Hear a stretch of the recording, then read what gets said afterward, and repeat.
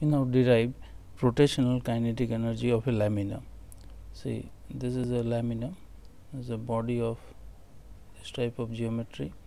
Now this lamina is made of large number of point masses, say m1, m2, m3.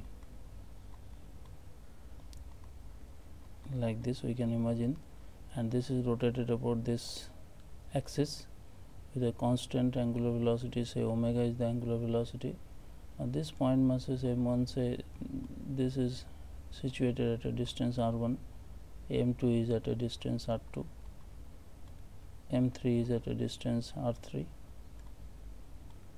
Now all these point masses have same angular velocity omega, but their linear velocities are different. Say m1 has a velocity, say v1 is the linear velocity, m2 has a velocity v2, m3 is rotating with a linear velocity v3. Now we can write v1 is r1 omega, v2 is r2 omega, v3 is r3 omega. Now kinetic energy of the point mass m1 is half m1 v1 square.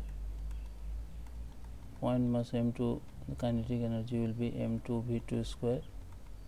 For the point mass m3 it is half m3 v3 square.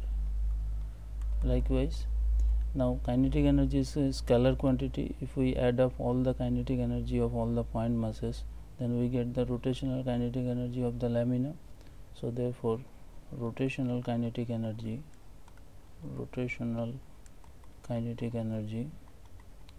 is half m1 v1 square plus half m2 v2 square plus half m3 v3 square.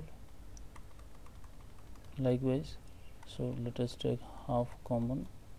Now m1 v1 square is r1 square omega square, v2 square is r2 square omega square, v3 square is r3 square omega square.